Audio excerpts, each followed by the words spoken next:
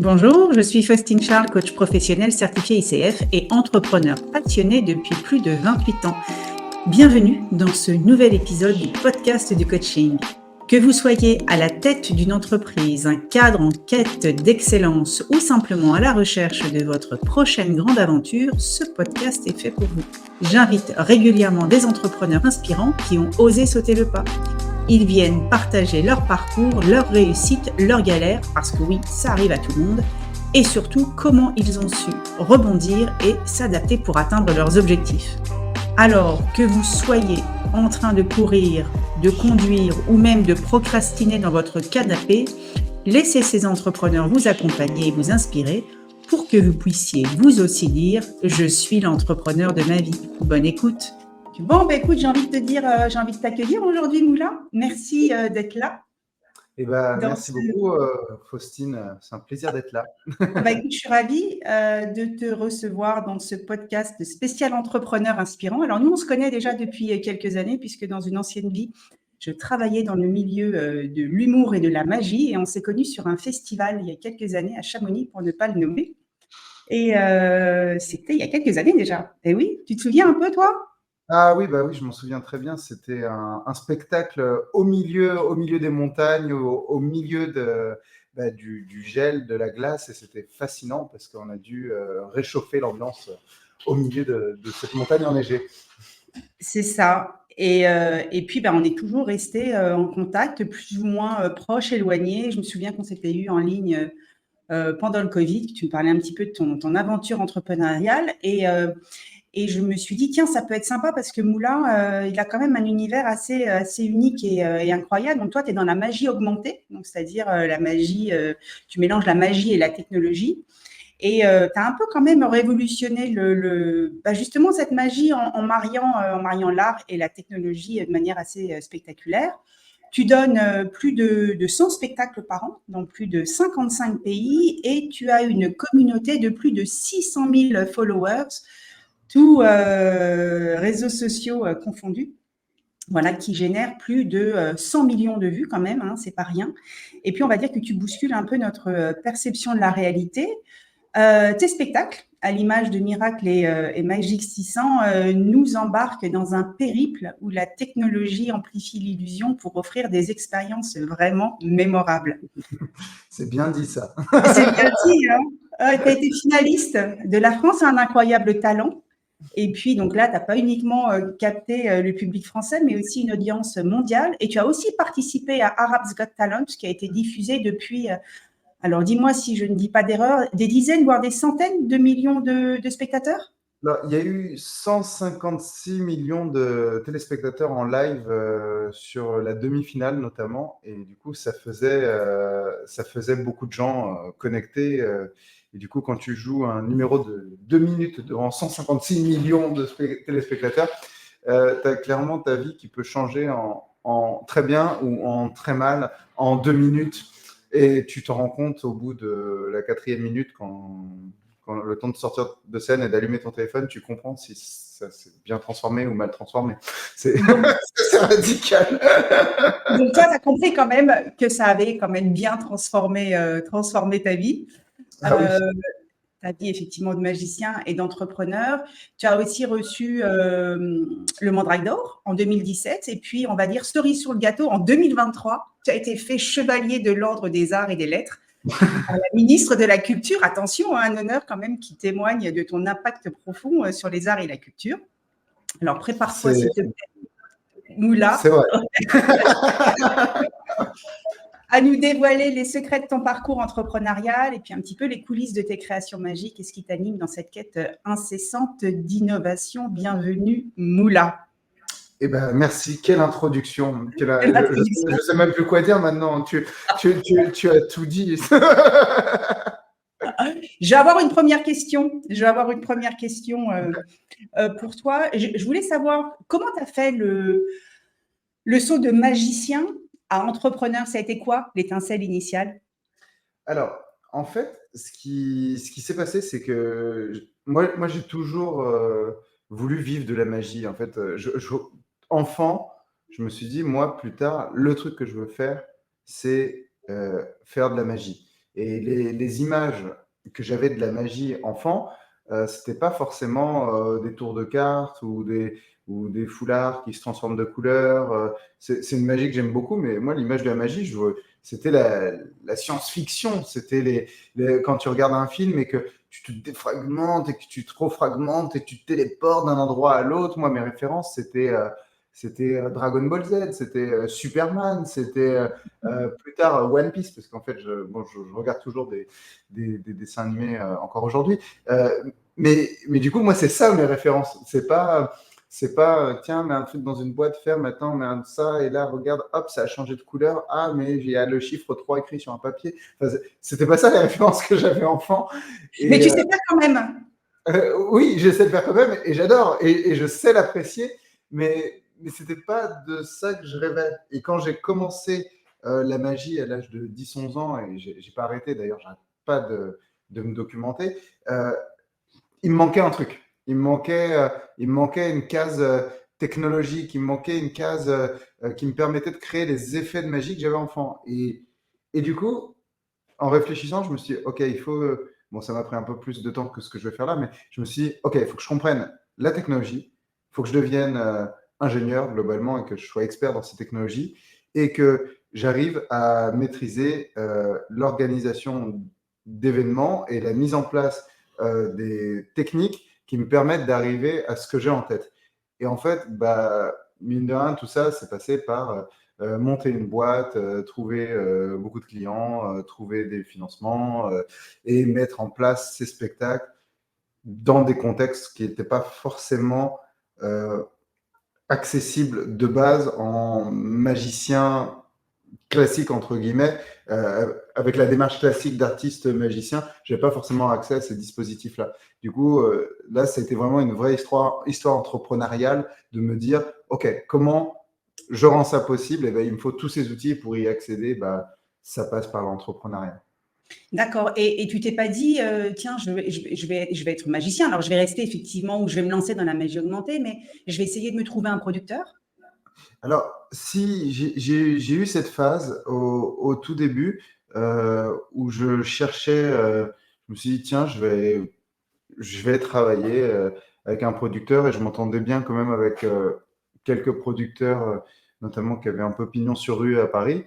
Et en fait, en même temps que je faisais ça, je calculais combien ça coûtait concrètement de mettre en place ces choses-là, de payer typiquement des ingénieurs, des graphistes qui travaillent avec moi, parce que techniquement, ce qu'il y a derrière, c'est quand même assez lourd et Ouais. assez complexe à gérer.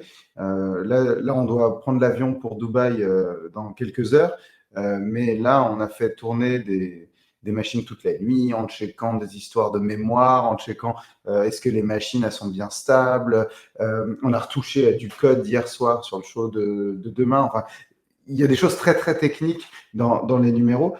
Et cet écosystème que j'ai monté, bah, j'avais besoin de le financer. Et ça rentrait absolument pas dans le business model d'un producteur de spectacle classique qui se dit, OK, Moula, globalement, c'est pas Gad Elmaleh. Du coup, je peux pas avoir accès à des budgets genre Gad Elmaleh pour Moula qui vient de commencer parce que concrètement, dans mon business model, je vais devoir le mettre dans des salles qui font 100 personnes. Et Mm. du coup, bah, je vais pas pouvoir mettre des dizaines de milliers d'euros chaque soir pour mettre en place les spectacles. Ça va jamais marcher dans mon économie où je vais prendre un risque beaucoup trop énorme. Et du coup, on s'est confronté à cette équation qu'on n'arrivait pas à résoudre. Et ce qu'on a fait bah, dès le début, c'est qu'on s'est dit, bon, bah, on va essayer de faire les choses un peu nous-mêmes, même si derrière, on a du coup collaboré avec des producteurs en collaboration et par pays et sur des contrats assez ciblés. Mais aujourd'hui, Augmented Magic est la structure qui finance et qui crée l'ensemble de tout ce qu'on a besoin pour les spectacles. D'accord, c'est vrai que tu dis beaucoup on, parce que c'est vrai qu'il y a une équipe derrière. Hein. Aujourd'hui, vous êtes 5, Ouais, 5 à temps plein dans Augmented Magic, donc ta boîte. Donc, effectivement, c'est pas rien. Tu me disais aussi, tu as un énorme studio de ouais. création qui est quand même le plus grand studio, je ne crois pas me tromper, de France, le plus gros studio de magie augmentée peut-être de France. Oui, voilà. Après, je suis tellement dans une niche que c'est facile d'être le plus grand studio de magie augmentée. C'est vrai que si je disais je suis la plus grande boîte informatique de France, bon, t'as quand même pas mal de C'est concurrents. peut-être vérifiable. C'est peut-être vérifiable. Donc là, oui, tu as quoi? Tu as plus de 300 mètres carrés de studio, donc c'est déjà un joli bébé hein, pour un joli terrain de jeu, on va dire. C'est vrai que là, on est quand même sur un espace où globalement, on a une scène de spectacle qui fait 14 mètres dans le studio, euh, avec 6 mètres de hauteur sous plafond, tous les éclairages, les écrans nécessaires pour nos spectacles, tous les Ouais. systèmes qui nous permettent de faire tout. On peut faire voler des gens, on peut les faire apparaître des écrans, on peut... la seule chose, bon, ça c'est ma frustration, mais ça, je peux pas faire apparaître un avion ou une voiture dans le studio. Ça passe pas à la porte. C'est un vrai problème. On va laisser ça à Copperfield. Hein, ça Ouais, viendra, ça viendra. voilà, du coup, si on doit faire apparaître un avion, bah, on devra louer un hangar. Ça rentre pas ici. Mais globalement, ce qui est bien, c'est qu'on a tout ce qu'il faut et surtout, on a les technologies et les technologies aussi qui sont assez avancées. Et du coup, beaucoup de partenariats aussi avec des boîtes qui développent des technologies très intéressantes qui nous permettent, bah, en collaboration, de tester directement dans le laboratoire, qui est le studio, euh, bah, d'imaginer la magie de demain, en fait. Et comment tu as eu tes premiers clients? Est-ce que c'est suite à La France en incroyable talent ou même avant, hein, à Arab's Got Talent? C'est comme ça que les premiers clients se sont manifestés? Non, en fait, c'est encore avant. Ce qui s'est passé, c'est que alors j'ai fait mon école d'ingénieur et en fait, d'ailleurs, petit message au passage pour les gens qui font ce genre d'études, euh, j'arrivais à la phase de la quatrième année où tu dois choisir un stage en entreprise qui dure 6, 9 mois, ça dépend de l'école. Et c'est vrai que ce stage va quand même potentiellement influer ton parcours parce que ça te permet de mettre un pied à l'étrier sur qu'est-ce que tu vas pouvoir faire derrière. Et moi, j'avais des choses qui artistiquement me tentaient énormément, comme faire de la création artistique à l'ENRIA. Et j'avais aussi une proposition d'analyse d'avion chez Airbus.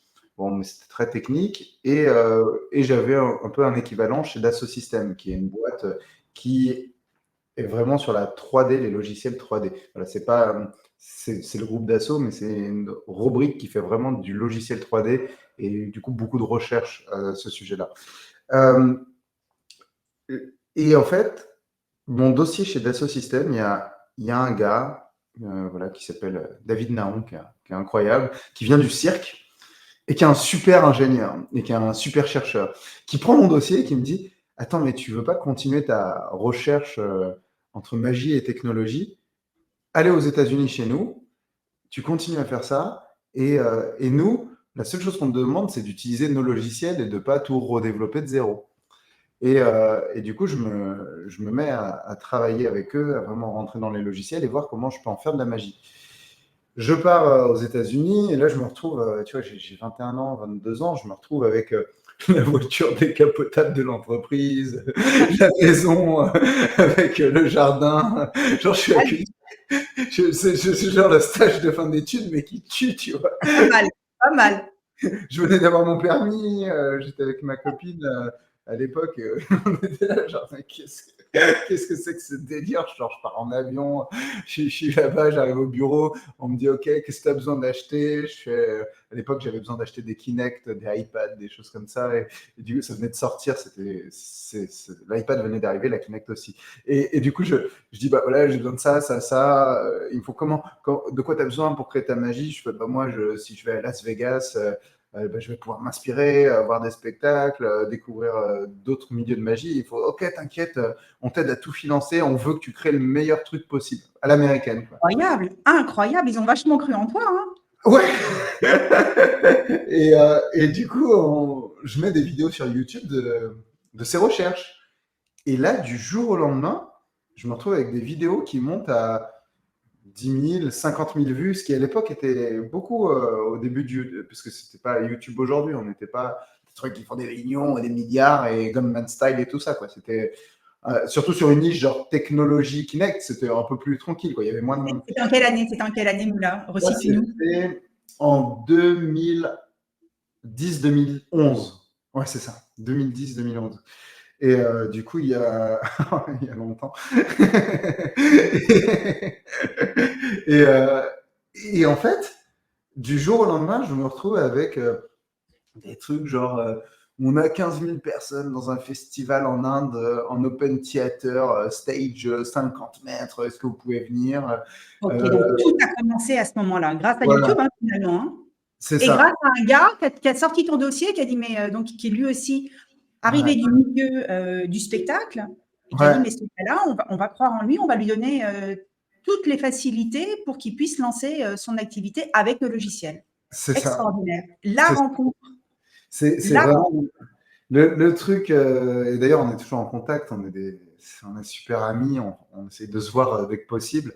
Euh, et, et ouais, là, tout a commencé. Et là, il y a eu les premières demandes de spectacle, mais je suis passé. Parce qu'avant, j'avais une association où je faisais de la magie, tu sais, typiquement genre art de Noël, des choses comme ça, des anniversaires, Mhm. des mariages. Et mon père avait un restaurant aussi, du coup, je m'entraînais beaucoup à faire de la magie dans le restaurant. Euh, D'accord. et, et en fait, du jour au lendemain, je suis passé de ces spectacles de 100, 150 personnes, 200 personnes, bonne franquette, tu vois, genre Ouais. à kick-off 2000 personnes à Orlando, stade en Inde, énorme show à Las Vegas. Et, Ta plus grosse scène, Moulin, tu as joué ben, devant combien de justement, personnes?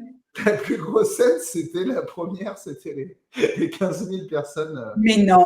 en Inde, euh, où, euh, où je m'en souviens, c'était ce qui m'avait perturbé, c'était le fait que quand les gens applaudissent ou quand les gens rigolent, on entendait le délai du son. Et du coup, tu faisais un truc et après, tu entendais. Et le temps que ça arrive, et du coup, tu avais vraiment un Une effet. vague. Et moi, j'avais l'impression d'être pas drôle et d'avoir des gros bides. Et en fait, c'est juste le temps que le Le temps son que ça arrive. arrive de loin. Et je me souviens que ça m'avait vraiment choqué. Et, et, et ouais, non, c'était. Donc là, 15 000 personnes devant toi, tu joues effectivement donc, un premier numéro. Donc là, tu avais déjà monté ta boîte ou tu étais encore stagiaire aux États-Unis ou t'en sortais? T'en étais où là déjà de ta carrière? Alors en vrai, j'étais encore stagiaire aux États-Unis. C'était encore stagiaire. Et je connaissais absolument rien aux boîtes, à comment on fait. Et heureusement, j'avais un ami qui est un ami toujours très cher, qui m'a dit, bon, lui, il a des boîtes, Business Angel, il a un gars qui s'appelle Laurent, qui est incroyable, c'est un peu un business killer, qui m'a dit, écoute, je vais t'aider, t'inquiète, fais les spectacles, fais les S'occupe de spectacles. tout. Je, je, je vais m'occuper des histoires de contrats, d'encaisser les sous et je t'expliquerai comment on fait pour monter une boîte, pour avoir un service juridique, pour faire les choses, quoi, et comment ça marche. Mais là, vu l'urgence, vu que tu dois prendre un avion, vu que tu as besoin d'acheter des machines à 5000 euros dans l'urgence et que tu dois payer un ingénieur en soutien à plein temps tout de suite, parce que tu vas juste craquer si tu dois tout faire et que tu dois développer, faire des graphismes, partir, écrire les spectacles, les jouer, faire la finance, les contrats, le juridique. Euh, je vais t'aider à mettre tout ça en place. Et après, tu me rembourseras une fois que tu auras fini ta tempête de spectacle. Et, euh, et heureusement qu'il était là, parce que clairement, je pense que dans l'entrepreneuriat, c'est vraiment le genre de moment où tu as vraiment besoin de quelqu'un qui va te dire, OK, je vais te filer un coup de pouce, parce que si tu dois en plus gérer la création du produit, là je fais exprès de prendre des mots très, très entrepreneurial pour être vraiment dans un truc très, très qui parle aussi aux entrepreneurs, mais la création d'un produit, la création d'une boîte, la création d'une équipe, le juridique, la finance, le management, et en plus Ouais. te concentrer sur ce que tu fais, parce qu'il y a Mmh. énormément de gens qui sont brillants, mais qui n'ont pas forcément l'envie de s'intéresser à tout cet écosystème. Et en vrai, la réalité, c'est que si tu t'y intéresses pas, et que tu n'as pas envie, c'est chaud d'avoir sa boîte, quoi. Donc, tu as vraiment besoin, là pour toi, c'est cette deuxième rencontre, hein, donc, qui a changé aussi un peu ta vie professionnelle. Ouais. Comment tu aurais fait effectivement sans lui? Ça aurait été beaucoup Bah, plus compliqué. Donc, ça a été ouais, la bonne rencontre et tu t'es entouré aussi quand même. ouais, je pense, en fait, tout ça, ça me pousse à me dire que je pense que ce qui est important, c'est de rencontrer les bonnes personnes au bon moment. Tu vois, pas plus tard qu'hier, je discutais avec le directeur de mon école d'ingénieur, là, ils viennent, l'école d'ingénieur qui s'appelle le SUA, et une école qui cartonne de plus en plus, qui est si je me trompe pas, elle est dans le top 5 des classements d'écoles d'ingénieurs françaises.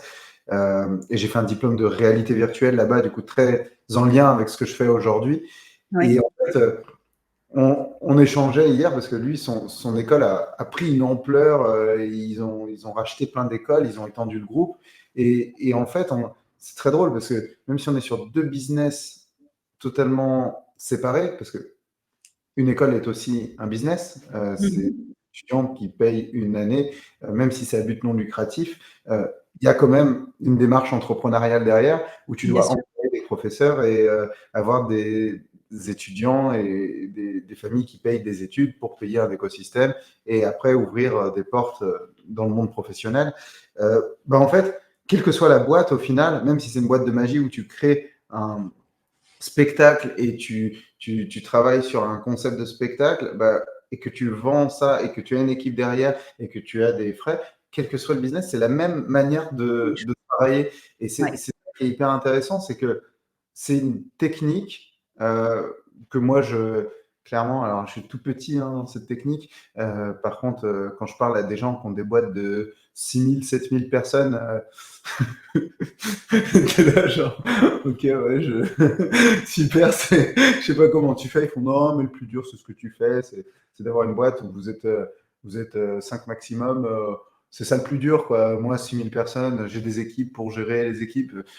En fait, moi, ça m'a l'air insurmontable d'arriver à un stade de gérer genre des boîtes de 6 000 7 000 personnes. Je, je visualise même pas. C'est comme tu visualises acheter une maison, mais je visualise pas d'acheter une ville, tu vois. C'est, ça, ça me dépasse. Je Ça te visualise dépasse. le système solaire, mais je visualise pas l'univers, quoi. Mais justement, ces grosses boîtes, tu as travaillé aussi avec elles en partenariat avec de très grandes marques, hein. Je crois qu'on peut les citer, hein. On parle de Ouais, Microsoft, on parle d'Intel. Tu as ouais. bossé aussi pour eux, tu as lancé, tu as monté des projets. Raconte-nous un petit peu comment tu es arrivé là aussi, travailler pour quand même des grands noms de l'industrie.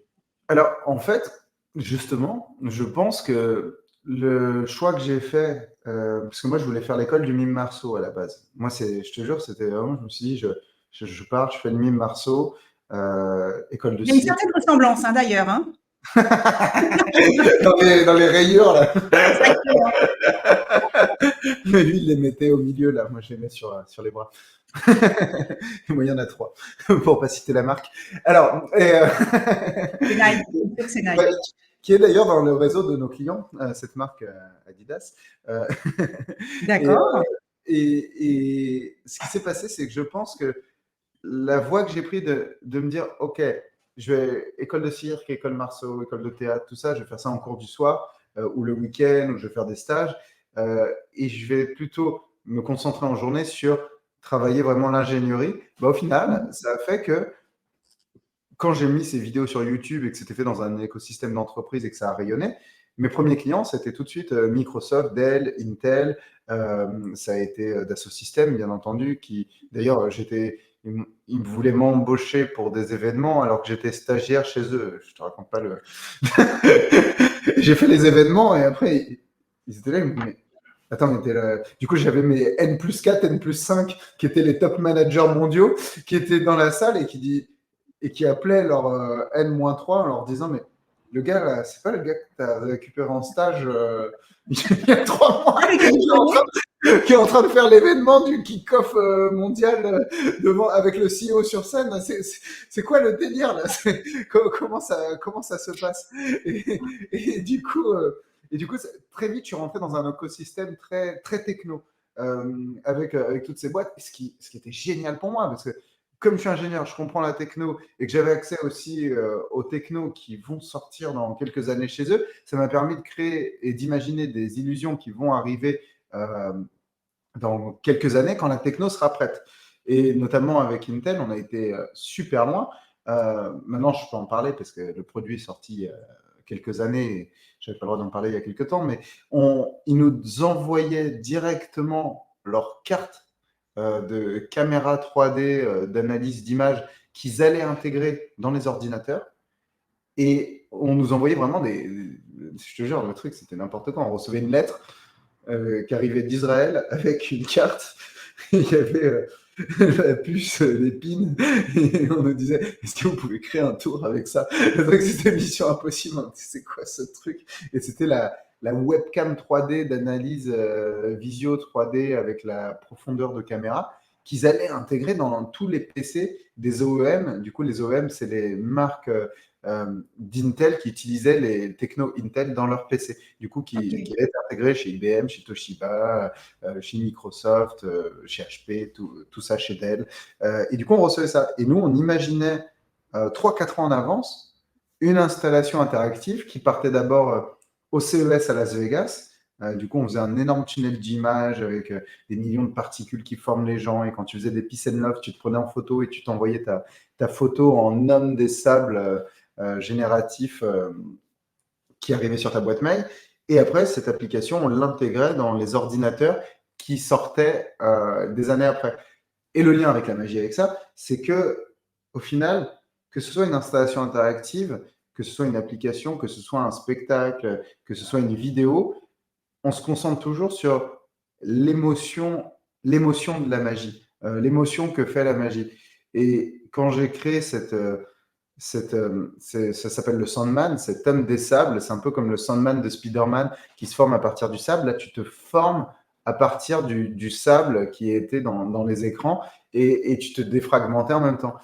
Et en fait, ce qu'on s'est rendu compte, c'est que comme on a réussi à remettre cette émotion à l'intérieur de cette installation interactive, les gens restaient scotchés et les gens buggaient. Et pendant 4-5 minutes, ils faisaient que se regarder de manière hypnotique devant eux qui se défragmentaient en sable.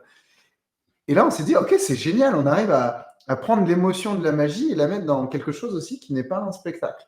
Et, et du coup, il y a eu un peu au début ce double travail où on avait en même temps les gros événements qui nous appelaient pour des spectacles et en même temps des développements informatiques avec des boîtes. Mais l'un et l'autre étaient liés et ça nous a permis très vite de constituer un réseau cohérent de boîtes dans la tech qui nous achetaient des spectacles et des développements informatiques. Voilà. Ok, Un peu ok. long, mais c'est la question. Non, non, non, tu as bien répondu, tu as très bien répondu à la question, Moula. Je mettrais un 9,8 sur 10. Et en plus, là, voilà, donc là, donc tu parles, voilà, crescendo, donc de plus en plus de contrats, donc de gros spectacles, de gros événements et autres. Et puis, il y a une période très, très sympa qui est arrivée, qui s'appelle le Covid, qui est très sympa quand tu es entrepreneur et surtout quand tu fais de l'événement, hein, donc tu mets tout plein de gens dans une salle pour présenter de la magie augmentée. Donc là, patatras, tout s'arrête. Qu'est-ce qui se passe? Parce que tu as quand même des investissements, tu as quand même effectivement une équipe. Comment on gère un moment comme ça, Moula? Alors, déjà, moi, franchement, à l'époque, je me suis demandé, je me suis dit, ça se trouve, on va tous mourir, tu vois. Moi, mais tu vois les news à cette époque-là, c'est tellement bien fait, quoi. Le feuilleton, franchement. C'est mieux que la magie augmentée, hein? Ouais, non, le président est bon, quoi. Le discours Covid de Macron, il était bien travaillé, quoi. J'étais là, j'ai dit, waouh, moi, on m'aurait demandé de faire un discours comme ça, jamais j'y arrive, quoi. C'est beaucoup trop en performance, il faut s'accrocher.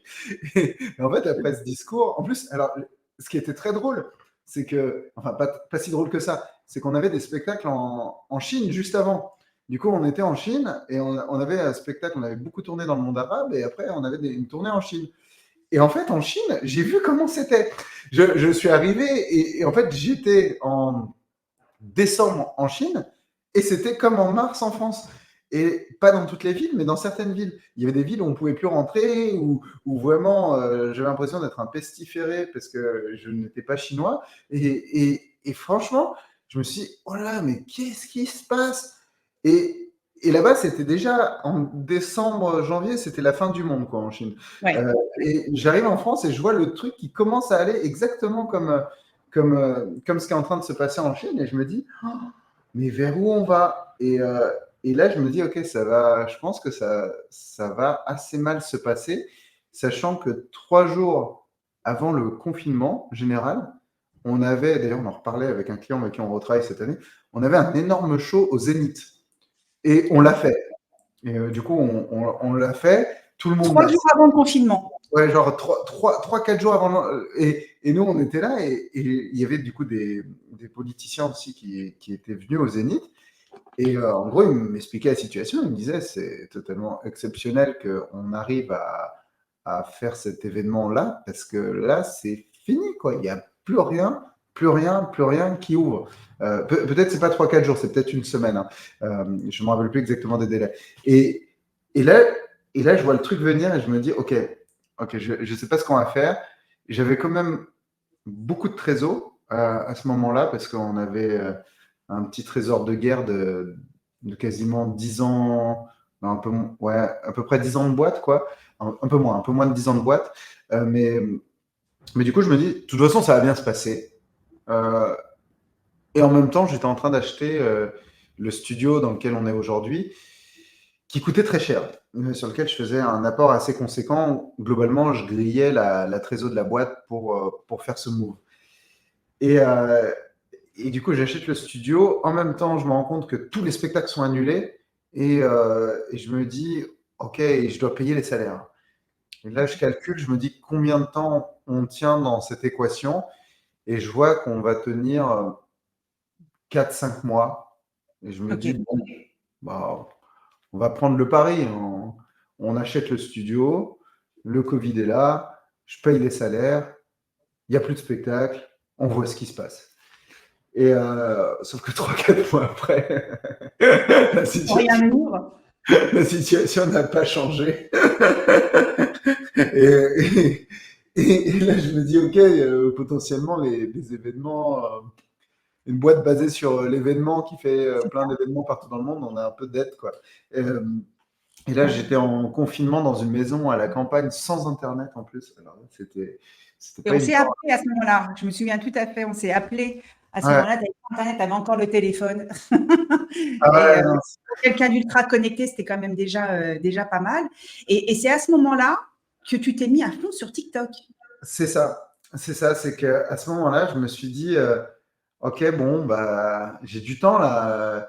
Alors, j'ai appris plein de trucs, hein. J'ai fait du jardinage, j'ai appris plein de trucs que je connaissais pas.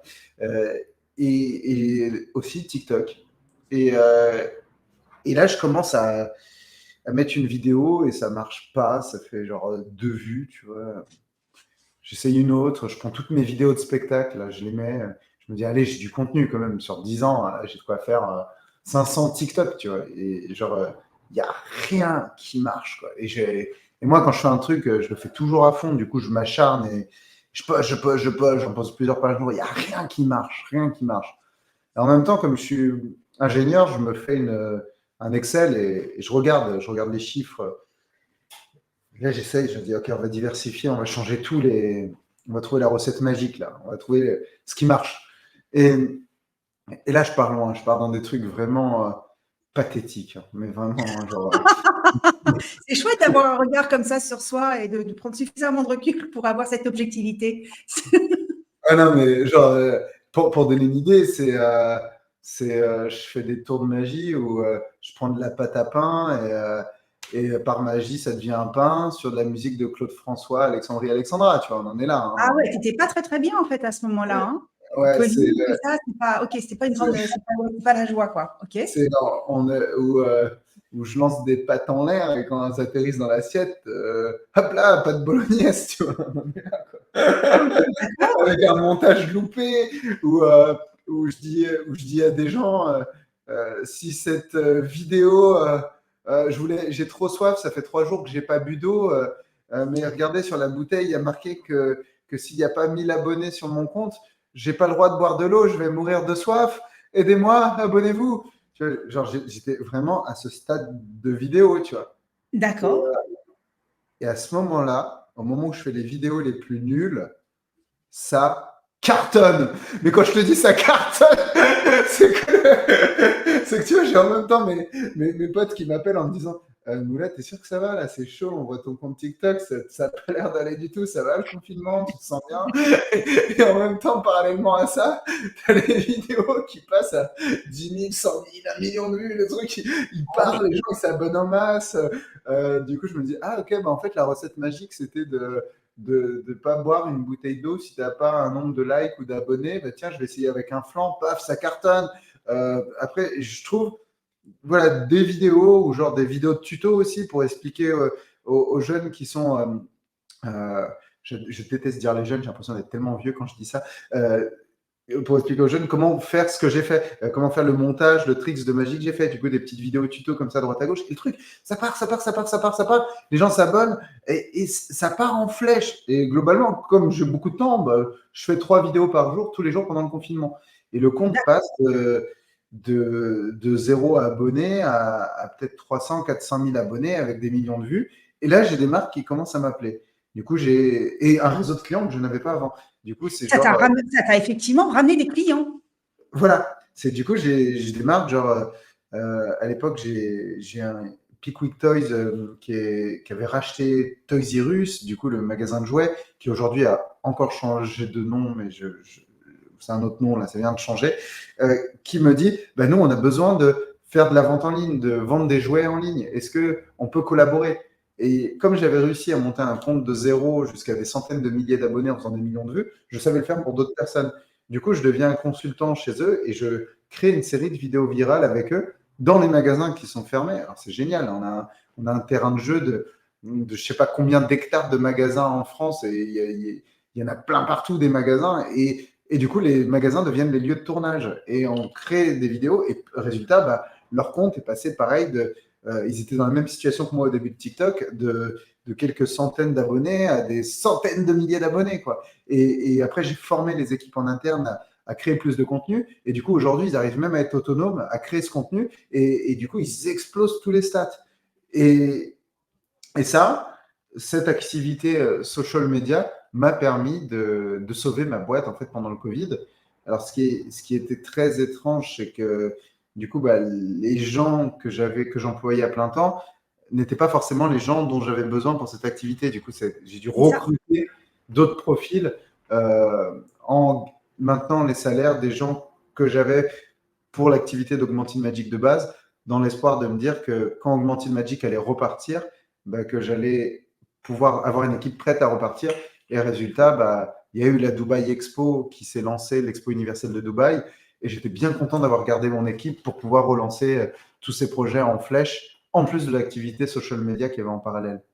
Que tu as toujours cette activité social media, Alors tu l'as toujours? là, j'essaie de recruter les bonnes personnes pour la remettre en place parce que la réalité, c'est que j'aime trop le spectacle. J'aime trop la magie. Tu vois, là, on a lancé un spectacle au Festival d'Avignon l'année dernière. On a fait carton plein, on était complet. Le spectacle est en train d'être acheté aussi en tournée. Et même les gens qui travaillent dans le spectacle, ils doivent très bien connaître cette mécanique-là. Même si c'est complet, même si ça tourne, même si tu as Tu des gagnes que achats, dalle. tu gagnes rien. Tu gagnes rien, tu fais que perdre de l'argent. Et en fait, par contre, tu t'y retrouves sur la pub, le marketing. Là, pas plus tard que hier soir, justement, là, on est en train de parler de monter en urgence une deuxième prod de spectacle sur cette année, là, en 2024, sur une thématique précise. Et franchement, je pense que ça va le faire et que ça va se lancer à partir d'avril. Mais on va monter la prod dans 2 mois parce qu'on a trop envie et il y a un sujet là qui nous intéresse. Mais on sait que on va le lancer, on va pas forcément gagner, mais on gagnera après sur toute la com que ça va générer et toute la rayonnance qui va apporter d'autres contrats derrière. Et c'est des risques qu'il faut prendre.